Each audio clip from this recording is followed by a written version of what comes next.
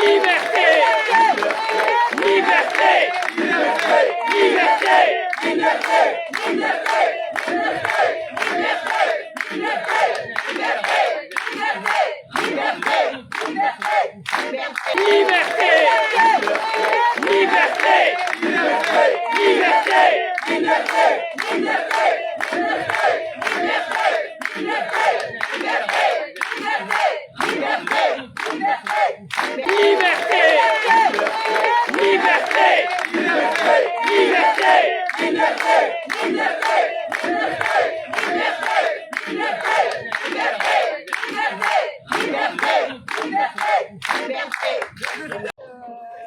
Déjà, tout d'abord, je vais commencer par, au nom de moi-même, d'Abdel et de toute la famille Zahiri et de ses amis, à vous remercier pour votre présence, à remercier toutes les personnes qui souhaitaient être présentes mais qui n'ont pas pu parce que vous avez des obligations.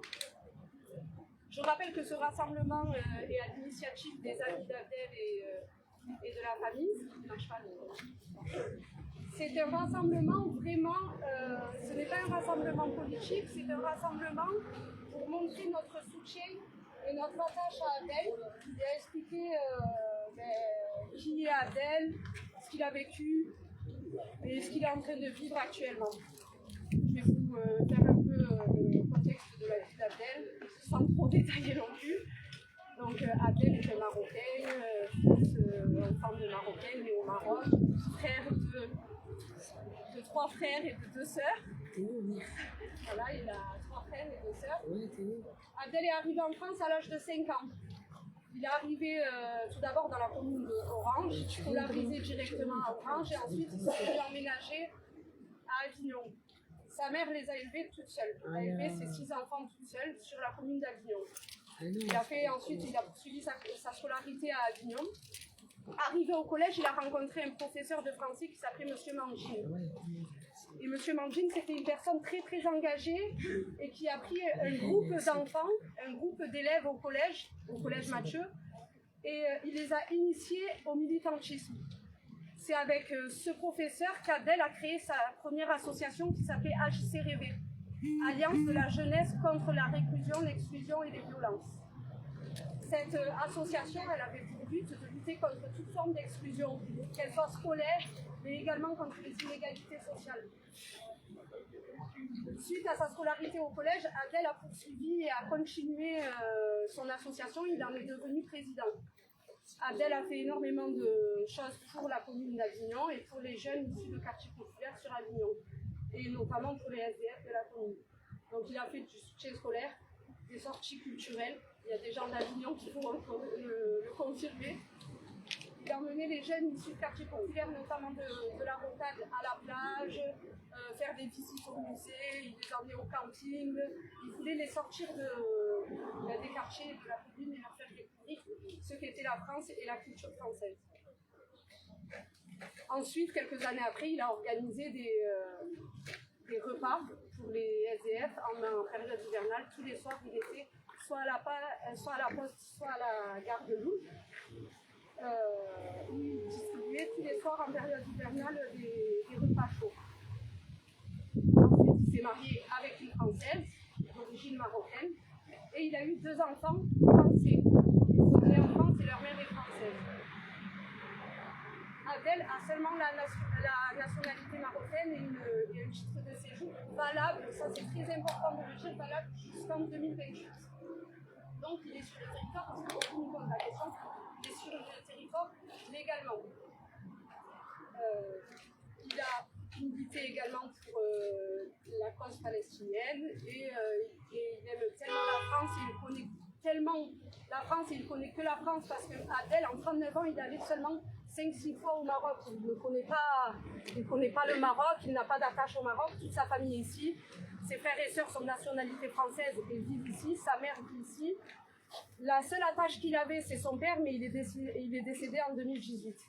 Il n'a vraiment plus personne au Maroc, il n'a même pas de maison, il ne sait même pas où aller au Maroc. Donc il a intégré également les Gilets jaunes, il a été... voilà, parce qu'il voulait se battre pour les droits des Français et pour le bien vivre et le bien-être de tous les Français. Parce qu'Abdel, Même s'il est de nationalité marocaine, il se considère comme un Français à part entière et non entièrement à part. Au mois de janvier, il a reçu une convocation à une COMEX. Une COMEX, c'est une audience au tribunal d'Avignon où il est passé devant 3 juges, où il devait se défendre, expliquer qui il était. Ils ont échangé entre les 3 juges, l'avocat d'Abdel et Abdel lui-même, pour expliquer et pour comprendre si Abdel était un danger pour la France. Les 3 juges, à l'unanimité, ont estimé que Abdel n'était pas un danger pour la France et ont donné un avis négatif à l'expulsion d'Abdel de la France.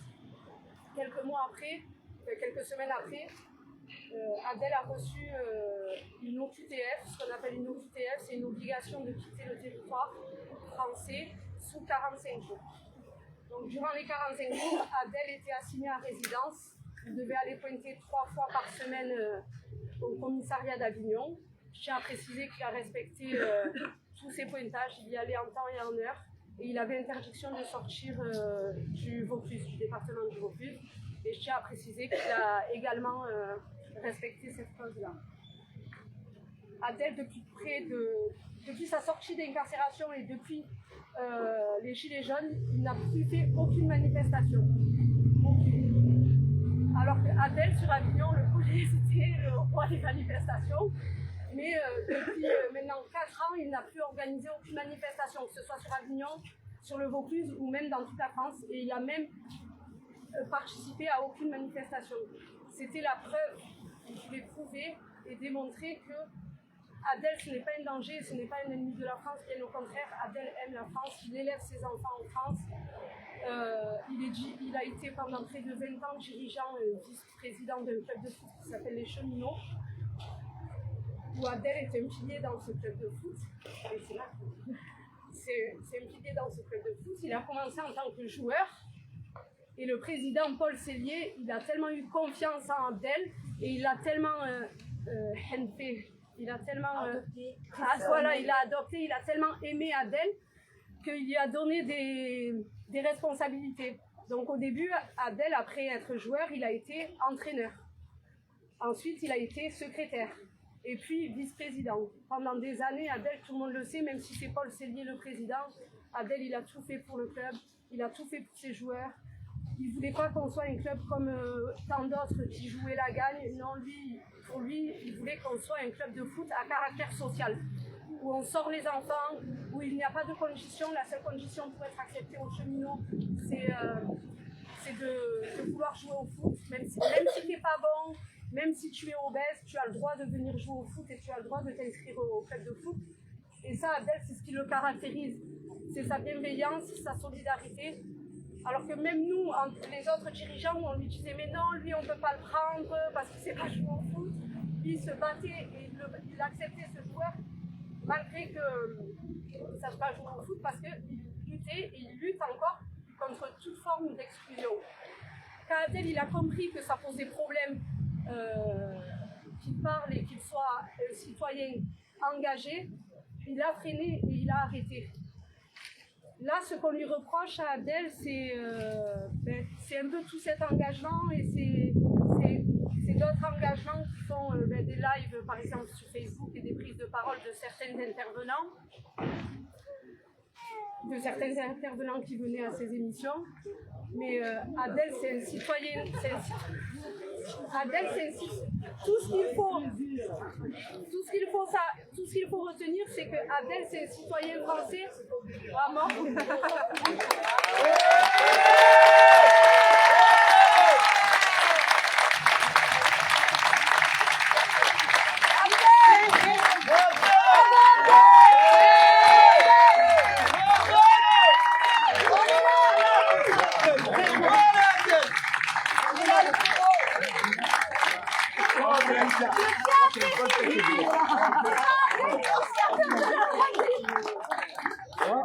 Oh purée!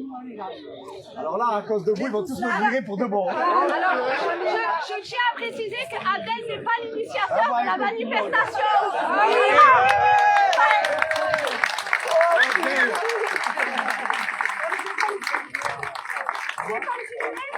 Allez, fini. Je vais continuer, c'est encore une preuve de... C'est encore une preuve de bon cœur d'Abdel parce qu'il n'était pas censé venir. Et parce qu'il est occupé avec... il prépare...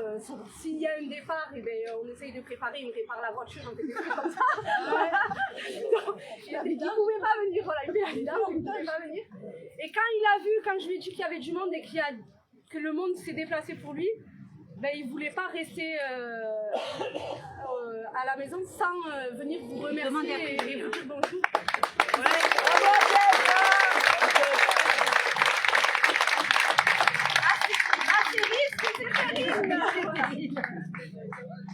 Donc tout ça pour dire que ce rassemblement, il est à l'image d'Abdel parce que il rassemble toute culture. Il y a des personnes issues de l'immigration maghrébine comme africaine, comme des Français souches, des Espagnols, des Italiens. C'est à l'image d'Abdel parce que c'est la preuve qu'il a toujours milité et il s'est toujours engagé pour toute personne et pour quelle que soit sa religion, son orientation sexuelle ou sa culture. Il s'est toujours battu pour tout le monde.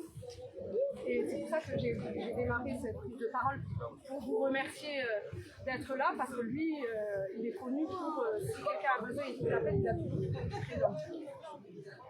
Après, je tiens vraiment à préciser, à souligner que ce rassemblement, c'est pas un rassemblement politique. Là, je me protège moi, excusez-moi. Ce n'est pas un rassemblement politique. Non, mais vraiment, c'est pas un rassemblement politique. C'est vraiment pour montrer que Abdel, autant que nous, il est français. Même si sur les papiers, il n'est pas français, dans son cœur, dans son âme, dans son histoire française, dans son histoire de vie, il est français plus que moi-même, parce que déjà il est plus âgé que moi, donc il a vécu en France plus que moi-même, mais même plus que tout le monde, parce que moi je ne me bouge pas pour la France et pour les droits des Français. On reste chez nous au calme à regarder notre télé, alors que lui, non, il se bouge.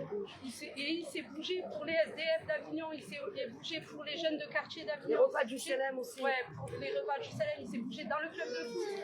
Pareil, dans le club de foot, on ne voulait plus de seniors. Dans ce club de foot, avec le président et tout le bureau, on ne voulait plus de seniors parce que pour nous, c'était des boucans. Et ça a été le seul à ouvrir la porte à cette équipe de seniors.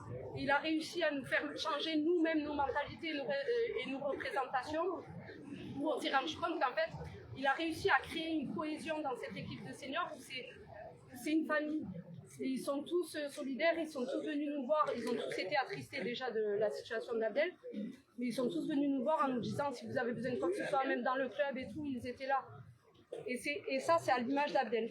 Voilà, donc merci pour tout. Si quelqu'un... Faire plaisir, bien sûr, aux présents. Je vous remercie tout d'abord pour votre déplacement. Ça, c'est très, très important, bien sûr, pour son moral, pour le moral de sa famille, ses amis, et surtout en ce dimanche printanier. Ça va. Cette décision d'expulsion d'Abdel est un choc pour nous tous. On a vraiment mal au ventre, vraiment ça fait peur. Un sentiment bizarre entoure chacun de nous. Il touche en fait à notre liberté.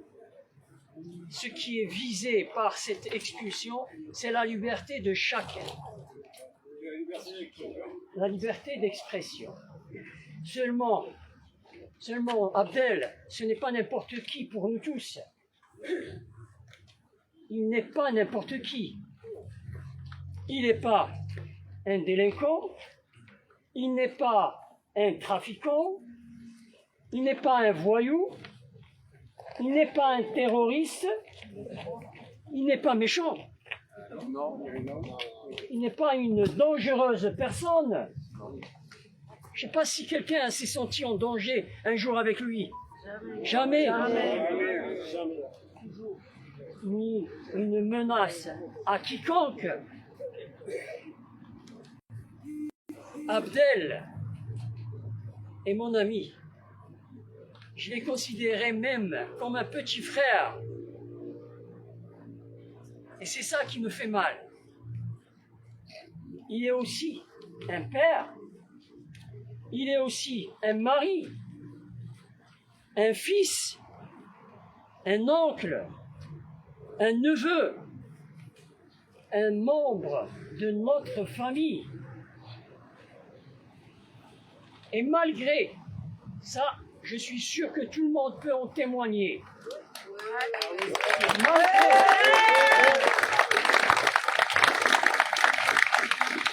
Je dirais même, malgré que je m'oppose souvent à ses convictions, à ses idées, à ses dires, j'ai un grand respect envers lui. J'ai confiance en lui, comme vous tous. Et au nom des principes de notre République, au nom des principes de notre République, je ne peux et vous ne pourrez accepter, bien sûr, cette injustice dont il est victime. On ne peut pas l'accepter. Et on ne laissera pas passer. On accepte, bien sûr, la justice. Et comme elle a rappelé sa femme, la justice, elle s'est prononcée. Elle a donné un avis défavorable à son expulsion. Mais seulement, la France d'aujourd'hui n'est plus la France qu'on connaissait hier.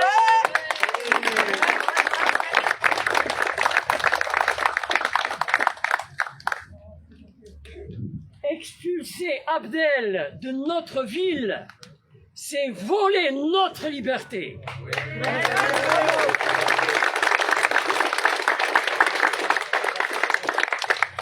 La liberté, cette valeur qui n'est pas, qui se termine jamais dans l'histoire selon Camus. Elle ne se termine jamais, elle n'a pas de fin. Il disait aussi, la liberté n'est qu'une chance d'être meilleur. Et Abdel est le meilleur de nous tous.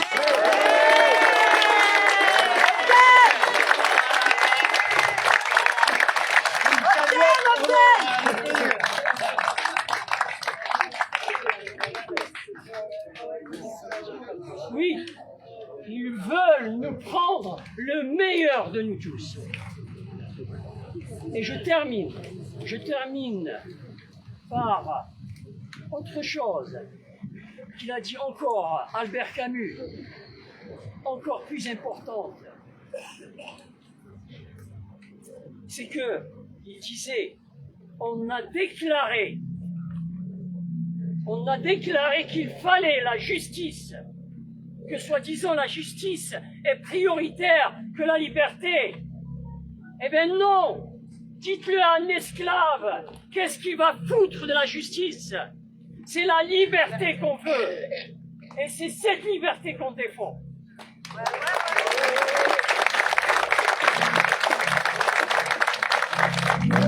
Juste, je vous rappelle que demain c'est le 1er mai, et on sortira, Inch'Allah, on sortira et on scandera liberté. Liberté! Liberté! Liberté! Liberté! Liberté!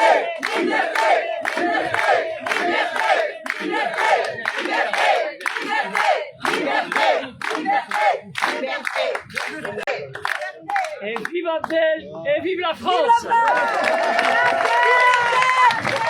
Présent docteur Labraise, extraordinaire. Eh bien, je vais lui retourner le compliment. Abdel, quelqu'un d'extraordinaire. Il est intervenu à de nombreuses reprises alors qu'avec ma conjointe, on vivait une injustice profonde. Et pour montrer que c'est quelqu'un de clairvoyant, il est intervenu à nos côtés. Il a soutenu notre cause de façon vraiment intense, très humaine. Et la justice est venue reconnaître la légitimité de notre combat. Alors, je ne vais pas développer ici ce qui s'est passé précisément, mais il ne s'est pas trompé. Et moi, ce dont je veux témoigner, je vois des gens tous les jours, 30, 35 patients tous les jours, c'est ma pratique depuis 30 ans. Donc en règle générale, j'ai développé cette aptitude d'évaluer les gens, de voir qui j'ai en face de moi. Quand j'ai croisé Abdel la première fois, j'ai vraiment perçu quelqu'un d'extrêmement bienveillant, mais bienveillant et intelligent. C'est-à-dire que ses aptitudes, il les met au service de bonnes causes. J'ai entendu la dame qui parlait, c'est ton épouse Abdel. Donc voilà, donc mais je pense que c'est bien. Mal voilà, peut-être. Voilà. Donc voilà, j'ai entendu donc son épouse parler et dire tout ce qu'il faisait. Les raisons d'ailleurs de son engagement que je comprends mieux. Elle a parlé du rôle qu'a joué ton professeur et qui a fait de toi un citoyen, mais au sens noble du terme. Quelqu'un qui est capable d'ouvrir les yeux, de regarder. Ce qui va bien, il est capable de dire ça va bien, super. Et quand ça ne va pas, il est capable de dire ça ne va pas. C'est notre responsabilité de le changer, de l'améliorer. Et moi, j'ai vu quelqu'un qui était capable de faire ça, qui était capable de se dresser et de dire non, ça ne va pas. Donc, tu as eu raison de dire que ça n'allait pas lorsque tu nous as rejoints dans ce combat. Et la justice a dit, monsieur Zahiri, vous aviez raison, ça n'allait pas. On rétablit le droit et la justice. Mais je sais que tu l'as fait tellement de fois. Et non seulement j'ai échangé de nombreuses fois avec quelqu'un d'extrêmement bienveillant, très intelligent, et quelqu'un qui avait toujours des propos extrêmement mesurés. Extrêmement mesurés. Jamais de violence. Jamais de violence. Beaucoup d'intégrité, beaucoup de courage, beaucoup de détermination, jamais de violence. Donc quelqu'un très respectueux des lois de la République. Pays des droits de l'homme, la France. Quand même, l'un des droits fondamentaux, c'est celui qu'on a de pouvoir s'exprimer pacifiquement, de dire je suis d'accord ou je ne suis pas d'accord, et de s'efforcer de changer les choses. Donc c'est un monsieur qui a le courage de dire je ne suis pas d'accord quand il faut le dire, et de faire les choses pacifiquement. Donc Abdel, vraiment, très sincèrement, moi je te remercie profondément pour ton engagement auprès de la jeunesse. Parce que s'il y avait plus de gens comme toi qui s'occupent de nos jeunes, il y aurait moins de criminalité demain. Beaucoup moins.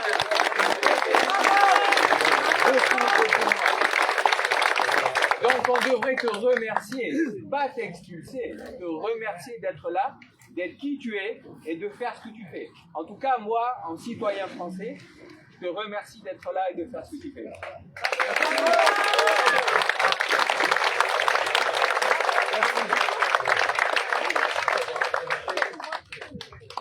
Karine Trapp, que vous avez peut-être entendu, qui s'est battue pendant des années pour que son fils lui revienne, puisqu'il a été enlevé abusivement. Et donc je l'ai rencontré au tribunal de Nîmes. Alors je vais faire bref, moi je suis là parce que la décision contre Abdel, je la comprends pas et je l'accepte pas, clairement. Alors moi je suis la conjointe de monsieur qui a parlé. Abdel, je l'ai rencontré à Nîmes alors que je menais un combat incroyable, vraiment pour récupérer mon fils, qui est caché quelque part dans la foule et qui est très timide. Derrière moi, Voilà. caché derrière moi. Et vraiment ça fait partie des soutiens qui ont été hyper présents, que ce soit sur le terrain, en off. On a eu beaucoup d'échanges. Voilà, il y a eu des soutiens, il y en a eu beaucoup. Abdel en a fait partie, mais tous ne sont pas devenus des amis. On peut pas.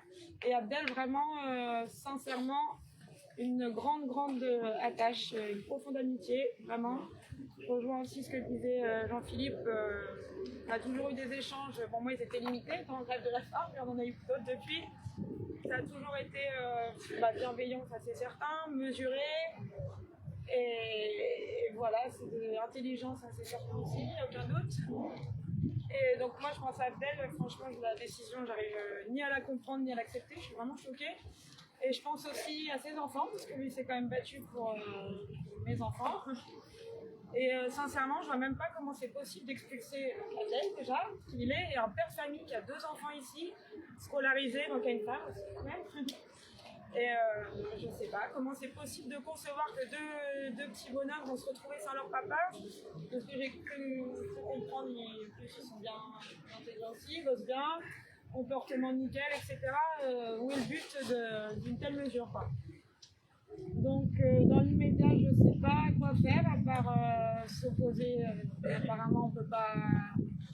Qu'est-ce qui va se passer le 3 mai? C'est le 3 mai la date d'expulsion? Mercredi. Mercredi. Et donc du coup là on est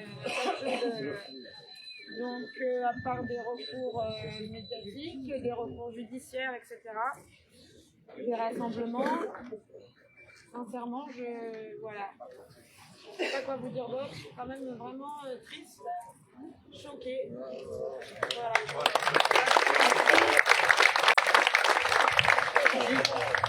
Juste un mot qui me semble important. Dans le dossier de Karine qui vient de parler, il y a eu une multitude de décisions injustes, de décisions qui, en fait, bafouaient la vérité, bafouaient le droit aussi. Et il a fallu un magistrat très intègre, le vice-président du tribunal pour enfants de Rouen, quelqu'un qui avait les épaules suffisamment solides pour regarder, pas se baser sur ce que d'autres avaient vu et avaient dit. Lui a exercé son jugement, il a regardé, et puis il a dit à Karine, Madame, reprenez votre fils, sa place elle est chez vous, avec vous. Donc il a pu défaire les injustices qui avaient été faites pendant 4 ou 5 ans. Et donc j'ai noté qu'il y avait un appel, encore un recours, et vraiment j'adresse solennellement et très respectueusement un message au magistrat qui va évaluer le dossier d'Abdel. Vous allez bien évidemment apprécier des faits, je pense que vous aurez l'occasion de parler avec M. Zahiri, je pense que vous ferez confiance à votre propre jugement et à vos propres perceptions, et que vous serez en mesure de défaire ce qui a été fait. Mais je retiens d'ailleurs que 3 juges ont évalué le dossier et ont dit non, il n'y a pas de justificatif, de raison valable pour expulser M. Zahiri. Comment la décision a-t-elle été prise et pourquoi est-elle venue s'opposer à celle de ces 3 juges? Je ne sais pas. Mais je veux croire que le magistrat qui va statuer in fine validera ce qui a été fait par ses 3 prédécesseurs et rendra à Abdel le droit légitime de rester sur le territoire français et de continuer à faire tout ce qu'il fait de bien pendant des années. Bonjour, moi je voulais faire aussi un petit mot pour Abdel. C'est 24 ans que je le connais, depuis l'âge de 16 ans. Et je vais parler un peu de la personne d'Abdel. J'ai suivi dans les manifestations, dans les lives. Je le suis depuis très longtemps. C'est un très bon ami à moi. Aujourd'hui, franchement, le jour où j'ai su cette décision, ça a été un coup de massue. J'ai même évité d'appeler Samia parce que j'avais peur. Et Allez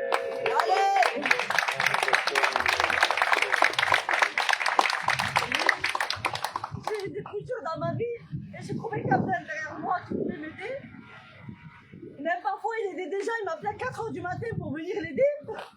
Tellement c'est quelqu'un de généreux, c'est quelqu'un qui a la cœur sur la main. Et qu'on dit aujourd'hui que c'est quelqu'un qui veut quelque chose contre la France, c'est complètement faux. Parce que j'ai vu même l'éducation qu'il donne à ses enfants pour qu'ils aiment la France, ses enfants pour qu'ils aiment la France. Et lui, il a toujours fait des combats, même si on prend chaque combat qu'il a fait, ça a toujours été dans le but de faire avancer le peuple français. Il est pour le peuple français. On sait tous ce qui s'est passé lors des Gilets jaunes, lors des manifestations. On a tous été témoins de ce que Abdel a apporté même aux Avignonnais, aux jeunes d'Avignon. Je l'ai vu faire avec les jeunes, je l'ai vu faire avec les personnes âgées, avec les SDF.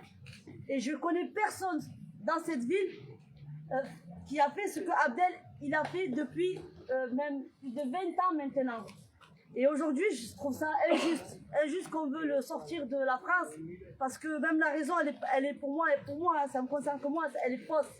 C'est pas quelqu'un qui veut chambouler la France, c'est pas quelqu'un, au contraire, il est là pour nous, pour chacun de nous, pour que chacun ait des droits, que chacun vive dignement, et que surtout on ait notre liberté totale.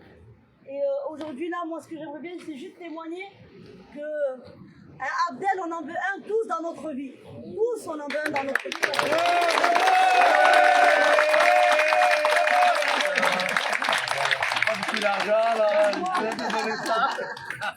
Donc moi, maintenant, si je prends la parole, c'est pour m'adresser à Abdel. Moi, tu es mon frère, tu resteras mon frère. J'espère que, Inch'Allah, que tu vas rester avec nous longtemps que possible. Que les magistrats ils vont voir la réelle personne que tu es. Comme ils l'ont vu, il est déjà les 3 juges. Et te dire que je t'aime trop, c'est vraiment comme un frère pour moi. Et j'aime beaucoup ta femme, qui est la pauvre aussi. Une pensée pour Samia, parce qu'elle aussi... Bravo Samia!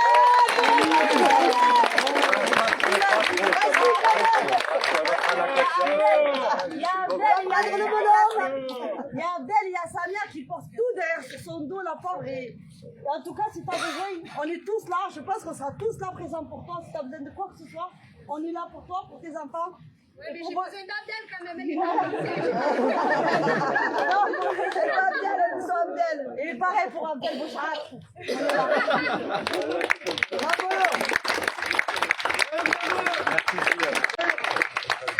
Merci Siam. Ben moi, franchement, je vous remercie. Non, c'est pas fini, Aïe, Abdel. aïe, aïe, aïe. C'est pas fini. Je voulais parler d'Abdel, moi. C'est un très grand ami que je connais depuis l'époque des Gilets jaunes. Comment voulez-vous qu'on ne voie pas qu'il y a une injustice par rapport à ce qu'il fait? Voilà. Moi, c'est un gars que j'admire pour le travail qu'il a fait et que je crois qu'il reste à faire. Voilà. C'est un homme vraiment qui m'a apporté beaucoup. Je voulais dire que nous, on a travaillé longtemps ensemble, ça ne date pas de maintenant. Je ne peux que parler que de l'arrêt de famille où ça m'a fait beaucoup d'efforts, des alerteurs et compagnie. Donc je voulais soutenir tous ceux qui sont là, ici. Bien sûr, je suis d'Alès. Donc bon, je voulais dénoncer l'injustice qui est envers lui. Pourquoi avoir une OQTF alors que c'est un homme qui mérite de rester en France? Et justement, on voit justement où l'injustice est là, où ce gouvernement, je vais parler un petit peu du mauvais truc qu'on ne veut pas parler, où l'injustice est là. Et là, vous avez l'exemple d'Abdel, où c'est une injustice. Voilà, je tenais à le dire. Et frérot, on va faire tout pour que tu t'en sortes.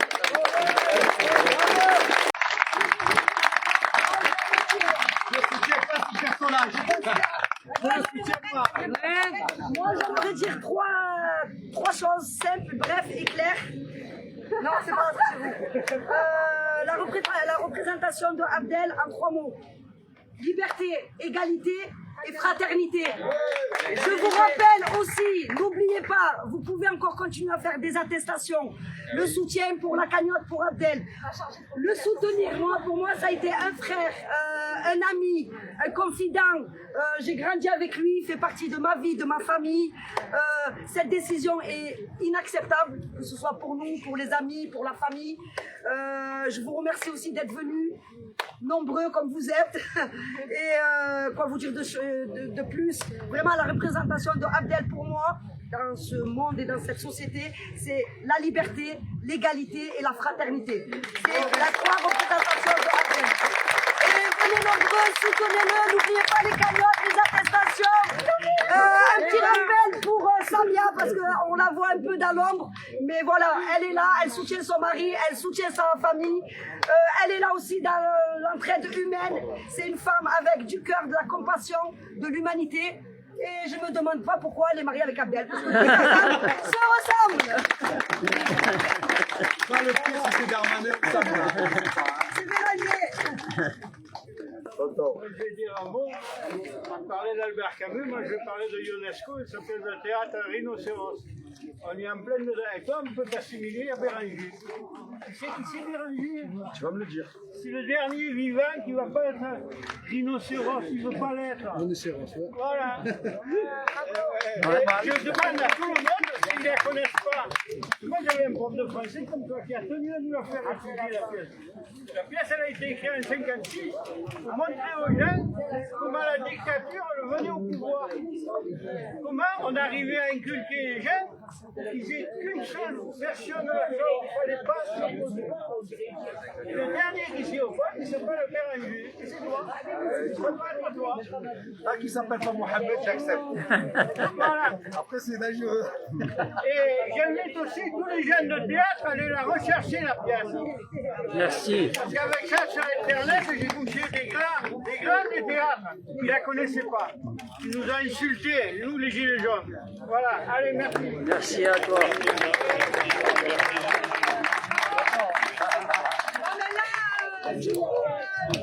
Merci à tout le monde encore d'être venu. Merci de justifier. Les membres, que ce soit les anciens gilets jaunes, ces combats avec, sa lutte avec je sais pas quoi. Et les membres du club de foot des cheminots, je tenais vraiment à vous remercier énormément pour votre présence. Merci à tout le monde. Et si vous voulez des nouvelles d'Abdel à partir de mercredi, comme je vous contactez encore. Contactez Samia. Abdel n'existe plus, ouais. Au revoir, merci encore. Merci.